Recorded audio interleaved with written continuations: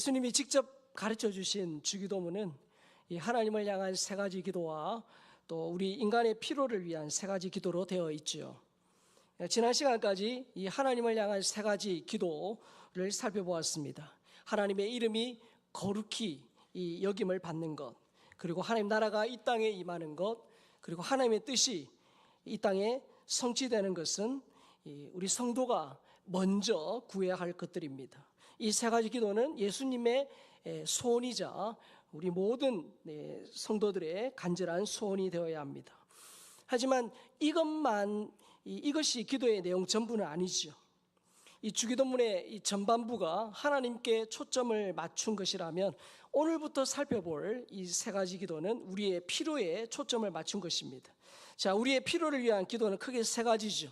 우리가 잘 알다시피 오늘 우리에게 일용할 양식을 주시옵고, 우리가 우리에게 죄진 자를 사하여 준 것 같이 우리 죄를 사하여 주시옵고, 우리를 시험에 들게 하지 마시옵고 다만 악에서 구하시옵소서. 일용할 양식을 위한 기도, 그리고 죄 사함을 위한 기도, 시험과 악으로부터 보호받기 위한 기도, 이 기도는 인간의 삶 전체의 필요를 의미합니다. 자, 우리는 먼저 먹고 살아야 하기 때문에 일용할 양식이 필요하죠. 또한 이미 지은 죄에 대한 용서가 필요합니다. 나아가 앞으로 빠질 수 있는 그런 유혹과 그 악으로부터 보호받을 필요가 있습니다. 자, 그래서 일용할 양식은 현재의 필요죠. 죄 사함을 위한 기도는 과거의 죄의 문제를 해결하는 것입니다. 그리고 시험과 악으로부터 보호받기 위한 기도는 미래의 필요지요. 자, 그래서 이 세 가지 기도는 우리의 현재와 과거와 미래를 아우르는 기도입니다. 그래서 하나님을 향한 이 세 가지 기도가 연결되어 있다는 걸 배웠듯이 이 우리의 필요를 위한 이 기도 또한 유기적으로 연결되어 있습니다. 자, 이 우리의 필요의 세 가지 중에 죄 사함을 위한 기도와 또 우리 시험과 악으로부터 보호받기 위한 기도가 우리의 영혼을 위한 기도라면, 일용할 양식에 대한 기도는 육체에 초점이 맞추어져 있죠. 자, 육체에 초점을 맞춘 일용할 양식을 구하는 기도가 순서상 우리 영혼을 위한 기도보다 앞서 있어요. 자, 이유가 뭘까요? 인간은 육신의 필요를 해결해야만 영적인 것에 집중할 수 있는 연약한 존재라는 것을 예수님이 잘 아셨어요. 여러분, 사람은 극심한 배고픔이나 질병이나 생존의 위험, 전쟁 같은 생존의 위협을 받으면 영적인 것을 생각할 여유가 없어요. 하나님은 우리의 영혼에만 관심이 있는 것이 아니라 우리의 육체에도 관심이 많으세요. 우리의 영혼에만 관심이 있고 우리의 육체에는 관심이 없는 그런 분이 아니세요. 하나님은 우리의 육체와 영혼 모두를 관여하시는 분이에요. 하나님은 우리 일생에 관심과 계획이 있을 뿐만 아니라 오늘 이곳에서의 삶에도 관심과 계획이 있으세요. 여러분, 미국의 심리학자 에이브럼 메슬로의 이 욕구 5단계 그래프를 많이 보셨을 거예요. 자, 이 표에서 보는 것처럼 인간은 생리적 욕구, 안전 욕구, 사회적 욕구, 존경 욕구, 자아 실현 욕구. 생리 욕구가 가장 크잖아요. 면적이 넓잖아요. 가장 기본적인 거예요. 그래서 메슬로의 이론에 따르면 인간은 가장 밑에 있는 이 생리적 욕구가 충족되어야 그 위에 안전 욕구, 사회적 욕구, 존경 욕구, 자아 실현 욕구로 나아갈 수 있어요. 쉽게 말해서 이런 거예요. 배가 불러야 취미 생활도 하고 사회 봉사도 할 수 있다는 거예요. 자, 일용할 양식을 위한 기도는 이 메슬로의 욕구 단계에서 이 생리적 욕구와 안정 욕구에 해당이 됩니다. 그러니까 가장 기본적인 거예요. 예수님도 먼저 병자를 고치시고 그리고 후에 영적 가르침을 주셨어요. 여러분, 주기도문에서 일용할 양식을 위한 기도가 먼저 나온다는 걸 기억해야 돼요. 그만큼 예수님은 인간이 어떤 존재인지 잘 아셨고 인간의 필요를 중요하게 생각하셨습니다. 그래서 육적인 필요도 하나님이 공급하신다라는 이 신뢰가 있어야 그 다음에 신앙의 단계로 나아갈 수 있고 신앙이 더 깊어질 수 있는 겁니다. 물론 이 메슬로의 이 욕구 5단계가 신앙의 관점과 다르다는 반대 견해도 있습니다. 메슬로는 이 생리적 욕구가 가장 크다고 했잖아요. 이 생리적 욕구인 이 의식주의 해결이 가장 기본이라고 하지만 성경은 반대로 말해요. 영적인 욕구, 즉 하나님과의 관계가 가장 중요하다라고 가르칩니다. 그리고 순교자들 같은 믿음의 사람들은 이 메슬로의 이론과 정반대되는 삶을 살았어요. 또 산상설교의 팔복처럼 어떤 사람은 가난해도 영적으로 부유하고 어떤 사람은 물질적으로 풍요로워도 인생이 공허하다 그렇게 말합니다. 그러니까 메슬로의 이 이론이 성경적 세계관과 좀 차이가 나고 신앙적인 절대 기준이 될 수는 없지만 인간이 어떤 존재인가 하는 것을 이해하는 데는 도움이 되겠죠. 자, 마태복음 6장 11절 다시 한번 보겠습니다. 자, 시작. 오늘 우리에게 일용할 양식을 주시옵고. 자, 저게 양식이란 말 나오죠. 양식이 헬라어 원어로 알토스인데요. 이스라엘 사람들에게 주식인 뭐예요? 빵이에요, 빵. 대한민국으로 하면 우리나라로 하면 뭐죠? 밥이에요, 밥. 예. 이 밥은 단순히 쌀로 된 그 밥만 의미하지 않아요. 이 일용할 양식은 인간이 이 세상을 살아가는 데 필요한 기본적인 것들을 다 포함합니다. 그래서 요한 예술례는 영혼과 육신에 필요한 모든 것이라고 말했고요. 마틴 루터는 생명을 유지하는 데 필요한 모든 것. 그러니까 생명을 유지하는 데 필요한 것. 단순히 먹는 것만 말하지 않고 건강한 몸과 의식주와 좋은 가정과 좋은 직장과 사회 형통과 좋은 사회, 좋은 정부, 평화, 이 모든 것들을 아우르는 거예요. 그러니까 인간이 살아가는 데 있어서 필요한 모든 것, 기본적인 모든 것들을 가르친다. 예. 그래서 일용할 양식은 단순히 먹는 밥을 의미하는 것이 아니라 우리의 영적인, 육적인, 정서적인, 도덕적인 이 피로처럼 세상살이에서 필요한 자원을 모두 통칭한다라고 봐야 합니다. 자, 근데 어떤 사람은 이 하나님의 나라와 영광을 구하는 것, 그러니까 우리가 이미 살펴본 하나님을 향한 세 가지 기도 제목은 고차원적인 기도이고, 이 일용할 양식을 구하는 이것은 저차원적인 그런 기도라고 말합니다. 여러분, 맞는 말입니까? 자, 여러분, 우리가 언제 간절히 기도했는지를 한번 생각해 보시기 바랍니다. 여러분들이 언제 간절히 기도하셨습니까?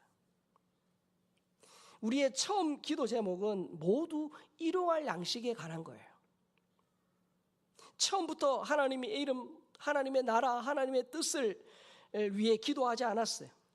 질병, 재정적인 그런 이 어려움, 가정의 갈등, 자식 문제처럼 당장 급한, 오늘 당장 필요한 그 문제 때문에 기도를 시작했습니다.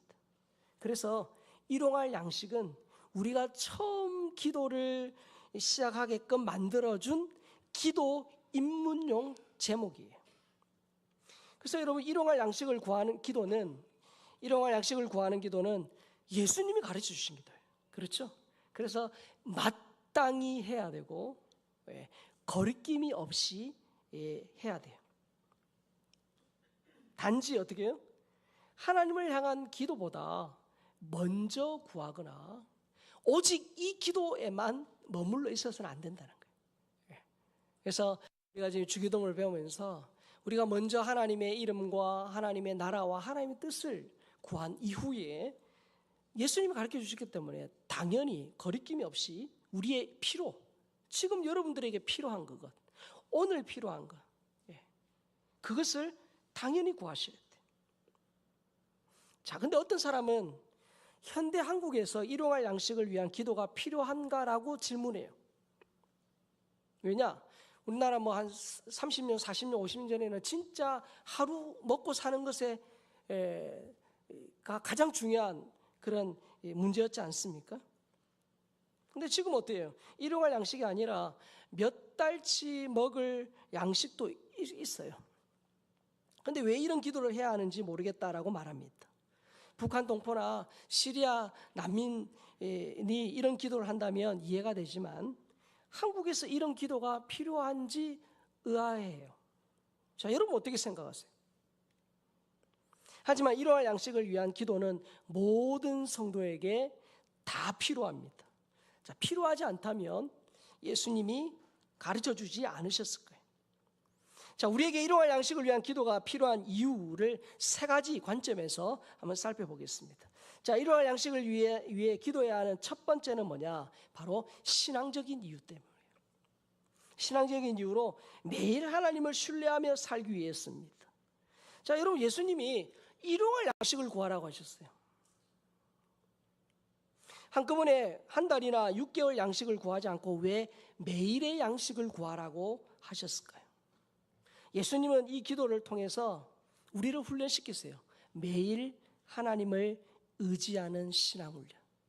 매일. 일용할 양식은 매일 하나님을 의존하면서 살 것을 요구하는 기도 제목입니다. 자, 나한테 이만큼 있어요. 이만큼 있으니까 이만큼 있는 것들이 다 떨어질 때까지 하나님을 잊고 사는 것이 아니라 매일 계속 변함없이 하나님을 의존하고 살아야 한다라는 뜻이에요. 하나님이 우리에게 한 번에 모든 것을 주시면 인간은 희한합니다. 주신 그것 즐기면서 그걸 주신 하나님을 잊어버려요. 그게 인간이에요. 그런 위험이 있어요. 여러분, 예수님이 일용할 양식에 대한 주기도문을 가르치면서 떠올리신 구약 성경 사건이 있어요. 바로 출애굽기 16장에 나오는 만나 사건이에요. 자, 이스라엘 백성들이 출애굽에서 그들이 맞닥뜨려야 될 광야로 나와서 직면하게 된 가장 큰 문제는 식량난이에요. 출애굽할 때 가지고 나온 식량이 뭐 있었겠죠? 그러나 금세 동이 났어요. 자, 그들은 지금 가나안 땅으로 가는 길이기 때문에 정착해서 농사를 지을 형편도 아닙니다. 그리고 그들이 광야를 지금 가고 있기 때문에 그 가축들을 먹일 수 있는 넉넉한 풀이나 물이 있는 것도 아니에요. 절대적으로 부족한 상황입니다. 최소한 200만 명, 많게는 300만 명이 되었을 그들이 당장 광야에서 굶어 죽을 지경이에요. 자, 그때 하나님이 그들의 조상들도 일찍이 먹어본 적이 없고 그 후손들도 누려보지 못한 그런 독특한 방법으로 식량을 공급해 주셨잖아요. 그게 뭡니까? 만나입니다. 만나. 여러분, 하나님이 새벽 배송의 창시자세요. 만나는 아침마다 텐트 앞까지 배송이 됐잖아요. 맞죠? 이스라엘 백성들이 잠에서 깨어가지고 밖에만 나가면 매일 텐트 앞에 서리처럼 하얗게 만나가 내려 있었어요. 사람들이 외칩니다. 좀 더 나와가 이게 뭐냐? 이것이 무엇이냐? 그래서 만나예요. 만나의 뜻이 이것이 무엇이냐예요. 그래서 만나예요. 그들은 하루에 한 번 각 사람이 필요한 만큼만 만나를 거둘 수 있었습니다. 왜 그랬을까요? 방부제가 없어서? 뭐 보관할 냉장고가 없어서? 아닙니다. 여러분, 귀찮다고 이틀치 3일치 거두고 내일 아침에 좀 늦게까지 자자 이런 사람 분명히 있었거든요. 그런데 이틀치 3일치 거둬도 썩거나 벌레가 먹어서 버려야 돼요. 자, 그런데 여러분, 안식일 전날에는 이틀치를 거두라고 했어요. 이틀치 거둬도 그 다음날 썩지 않았어요. 뭐 내일도 주겠지. 그래서 안식일 전날 하루치 거둔 사람은 그 다음날 굶어야 돼요. 뭡니까? 만나는 육의 양식이자 동시에 하나님 말씀에 순종해야 하는 영의 양식이에요. 하나님 이스라엘 백성이 가나안 땅에 들어갈 때까지 40년 동안 어떻게 해요? 매일 만나를 주셨어요. 하루도 거르지 않고 주셨어요. 만나는 뭡니까? 하나님이 그의 사랑하는 백성을 끝까지 책임지고 돌보심을 상징적으로 보여줍니다. 매일 만나를 거두게 하신 것은 매일 하나님을 신뢰하라는 거예요. 그것을 훈련시킨 겁니다. 여러분, 우리가 주기도문을 하면서 오늘 우리에게 일용할 양식을 주시옵고, 뭡니까? 우리도 일용할 양식을 구하는 기도를 통해서 매일 하나님의 그 공급하심을 기억하라는 거예요. 신뢰하라는 거예요. 여러분, 일용할 양식을 위한 기도는 하나님에 대한 절대 의존 신앙, 그 신앙으로 세상을 살아가라는 뜻입니다. 매일 매순간 하나님을 의지해야 돼요. 일용할 양식을 주시옵고 기도할 때마다 하나님이 오늘 내 삶에 필요한 것들, 내 삶에 필요한 모든 부분들을 하나님이 공급하시고 채우시는 분이다. 이에 대한 분명한 신앙, 믿음, 그걸 가지라는 거예요. 일용할 양식을 주시는 하나님을 의지할 때 우리가 내일의 염려에서 벗어날 수 있어요. 우리는 오늘도 버거워하면서 어떻게 해요? 내일 염려, 한 달 뒤에 염려, 6개월 뒤에 염려. 이제 유치원 들어가는 아이 대입을 우리가 미리 염려하잖아요, 맞죠? 일용할 양식을 구하는 사소하고 어떻게 보면 하찮은 일처럼 보이는 육신의 문제까지도 하나님이 아니면 안 된다는 사실을 인정하고 하나님을 의존해야 된다 하는 것이 일용할 양식을 주시옵고 라는, 오늘 우리에게 일용할 양식을 주시옵고 라고 기도하라고 하신 첫 번째 이유예요. 자, 일용할 양식을 위해 기도해야 하는 두 번째 이유는 뭐냐면 바로 실천적인 이유로 매일 절제와 감사의 삶을 위해서입니다. 예수님은 일용할 양식, 즉 하루에 필요한 양식만 구하라고 하셨어요. 일주일치, 한 달치 양식을 구하라고 하지 않은 것은 매일 하나님을 신뢰하라는 그런 신앙적인 이유도 있지만 우리가 절제와 감사하며 살기를 원하시기 때문이에요. 여러분, 예수님이 친히 이 땅에 사실 때 몸소 절제와 감사의 삶을 사셨어요. 예수님은 40일 금식기도 하셨어요. 그리고 극심한 배고픔을 느끼셨어요. 메슬로의 그 욕구 5단계를 보면 지금 가장 기본적인 것이 채워지지 않았어요. 여러분, 그때 사탄이 와요. 와서 돌을 떡으로 만들어 먹어라, 그렇게 유혹했어요. 자, 그런데 여러분, 예수님은 능력이 많으시지만 한 번도 자신을 위해 능력을 사용한 적이 없어요. 얼마든지 할 수 있지만 그분은 절제하셨어요. 여러분, 베드로에게 깊은 곳에 그물을 던지라고 했을 때, 예수님이 베드로에게 그렇게 했을 때 어떻게 됐죠? 2배가 잠길 정도로 물고기가 잡혔어요. 야, 여러분, 우리는 물고기 잡는 직업이 아니라 가지고 별 감동이 없는데, 여러분, 베드로하고 몇 번만 동업하면 어떻게 되겠어요? 어떻게 되겠어요? 떼부자 되겠죠, 완전히. 완전 이거는 이런 어군탐지기가 어디 있어요? 그러나 예수님은 머리 둘 곳이 없을 정도로 가난하게 사셨어요. 오병이의 기적을 체험한 군중들이 예수님을 왕으로 삼으려고 했어요. 왜입니까? 예수님 왕이 되면 이 먹고 사는 문제, 이거는 한 방에 해결되기 때문이에요. 하지만 예수님은 세상의 권력과 명예를 구하지 않고 우리를 구원하기 위해 죽는 길, 십자가의 길을 가셨어요. 그 예수님의 모습을 빌립보서 2장 6절에서 8절에 잘 보여주잖아요. 우리 같이 한번 읽겠습니다. 그는 근본 하나님의 본체시나 하나님과 동등됨을 취할 것으로 여기지 아니하시고 오히려 자기를 비워 종의 형체를 가지사 사람들과 같이 되셨고 사람의 모양으로 나타나사 자기를 낮추시고 죽기까지 복종하셨으니 그 십자가에 죽으심이라. 자, 예수님은 하나님이셨어요. 그러나 어떤 권리도 주장하지 않으셨어요. 마땅히 할 수 있음에도 불구하고 하지 않으셨어요. 그리고 인간의 몸을 입고 십자가를 지시는 곳까지 낮아지셨어요.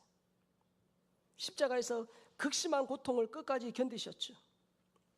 친히 그런 이 절제의 삶을 사신 예수님은 주기도문을 통해서 지금 우리에게도 절제할 것, 그리고 그 있는 것에 감사하는 삶을 살 것을 요구하세요. 여러분, 절제와 감사의 삶을 강조하는 말씀이 잠언 30장 7절에서 9절에 나옵니다. 같이 읽겠습니다. 시작. 내가 두 가지 일을 주께 구하였사오니 내가 죽기 전에 내게 거절하지 마옵소서. 곧 헛된 것과 거짓말을 내게서 멀리하옵시며 나를 가난하게도 마옵시고 부하게도 마옵시고 오직 필요한 양식으로 나를 먹이소서. 혹 내가 배불러서 하나님을 모른다 여호와가 누구냐 할까 하오며 혹 내가 가난하여 도둑질하고 내 하나님의 이름을 욕되게 할까 두려워함이니이다. 잠언 30장은 아굴의 잠언이에요. 아굴은 하나님께 두 가지를 기도합니다. 첫째는 뭡니까? 헛된 것 말과 거짓을 내게 멀리하게 해달라고 기도합니다. 그리고 두 번째가 뭡니까? 하나님, 가난하게도 부하게도 마시고 일용할 양식을 주옵소서. 왜 가난하게 하지 말라고 기도하죠?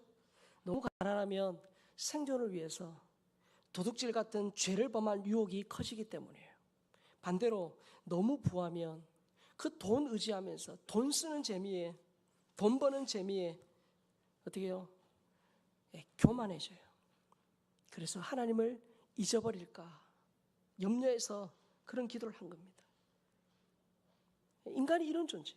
그래서 하나님이 우리에게 일용할 양식을 통해서 탐욕과 욕심, 더 가지려고 하는 우리의 이 본성을 아시기 때문에 매일 일용할 양식을 구하라고 하신 거예요. 19세기 미국에서 살았던 헨리에타 게럿이라는 여자가 있었어요. 엄청난 이 유산 상속 분쟁으로 유명한 일화가 있습니다.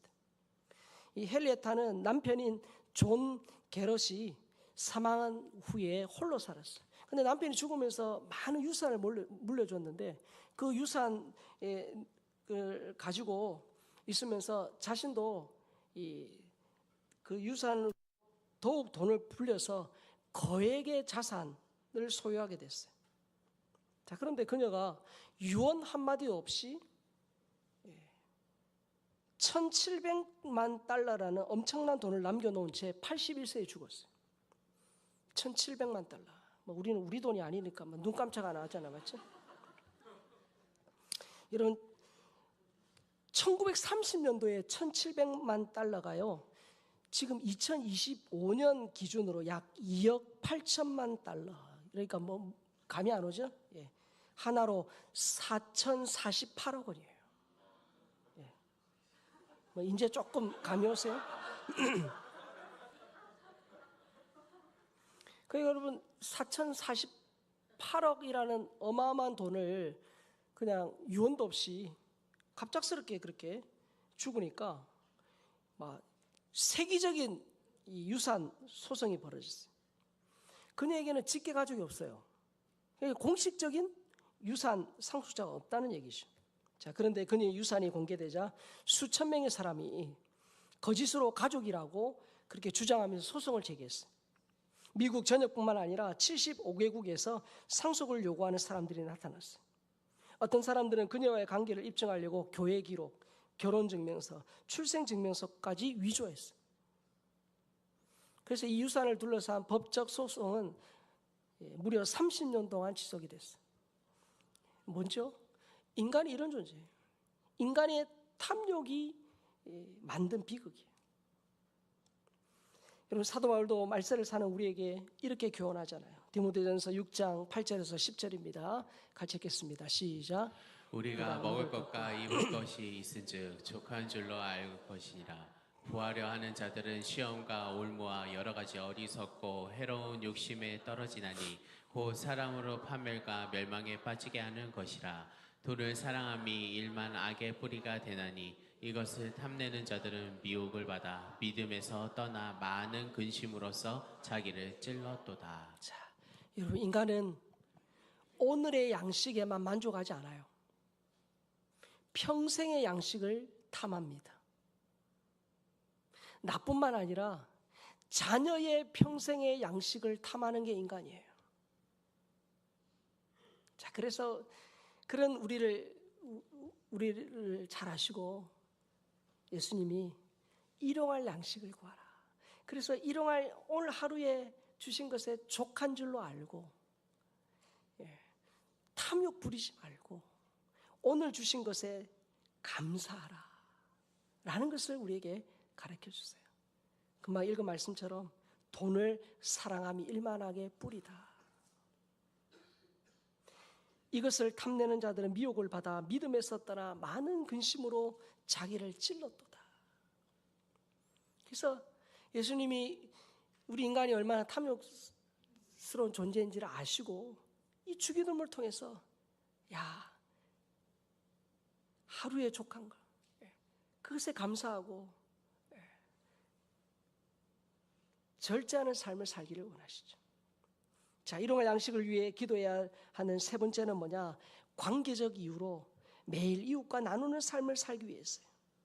이런 주기도문에서 특별히 우리 이 인간의 필요를 위한 기도 제목에는요, 우리라는 말이 계속 나와요.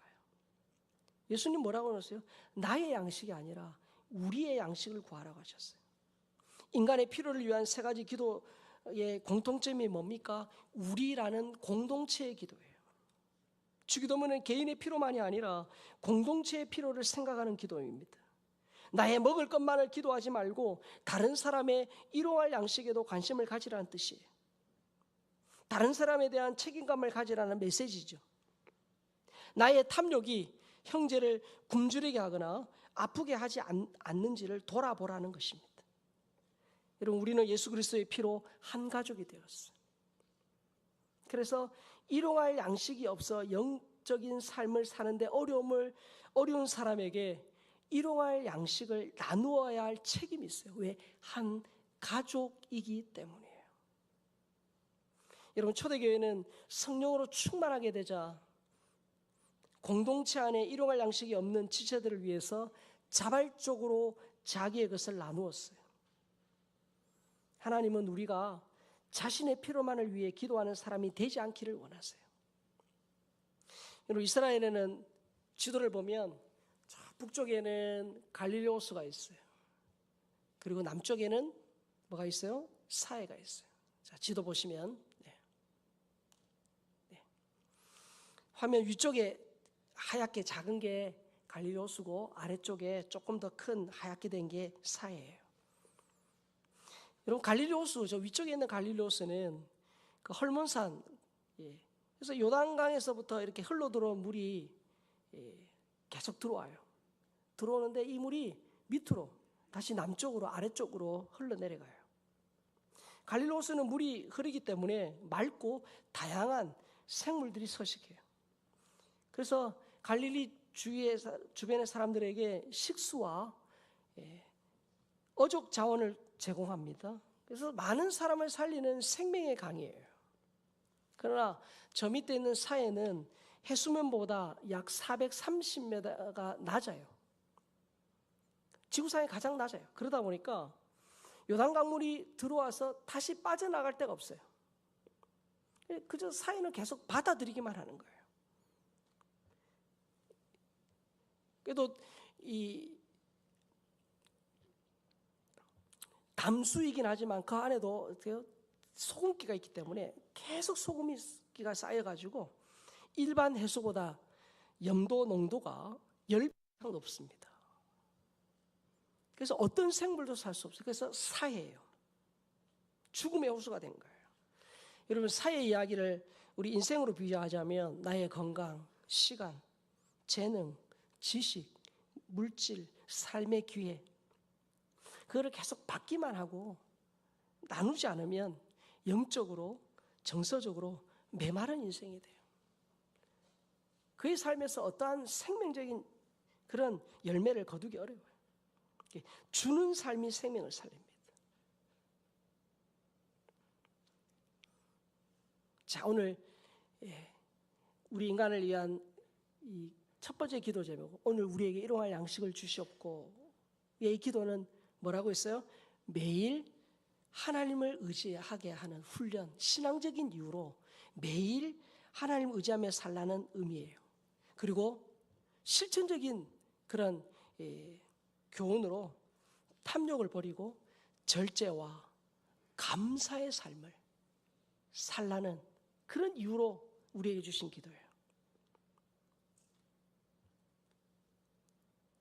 그 세 번째가 뭡니까? 개인의 필요만이 아니라 공동체의 필요를 생각하라는 의미에서 주셨어요. 자, 여러분, 광야에서도 매일 만나를 통해 이스라엘 백성을 먹이신 하나님이 내 아버지인 줄 믿습니다. 우리가 이것을 믿을 때 하나님이 매일의 삶에 공급하심을 우리가 신뢰하게 되는 거예요. 또한 이 기도를 통해 내일의 염려에서 벗어나 매일 감사하게 하실 줄 믿습니다. 그리고 개인의 필요뿐만 아니라 공동체 행복을 누리게 하실 하나님인 줄 믿습니다. 그래서 여러분, 우리 이 짧은 오늘 우리에게 일용할 양식을 주셨고 이 짧은 기도를 통해서 하나님이 매일 나를 삶에 필요한 것들, 영적인, 육적인, 정서적인, 도덕적인 내 개인과 가정과 우리 교회에 필요한 것들을 하나님이 채우시는 분이라는 것을 신뢰하고 오늘의 양식뿐만 아니라 내일 한 달 후 나뿐만 아니라 자식의 양식까지를 탐하려고 하는 우리 탐욕의 끝이 없는 우리 인간을 향해서 어떻게 해요? 매일 감사하며 절제하며 그렇게 살도록 우리에게 하신다는 것 뿐만 아니라 우리 모두의 공동체의 유익을 위해서, 행복을 위해서 이 기도를 주셨다는 것을 꼭 기억하고 이 기도를 통해서 나도, 가정도, 교회도 더 풍성해질 수 있기를 주님의 이름으로 축원합니다.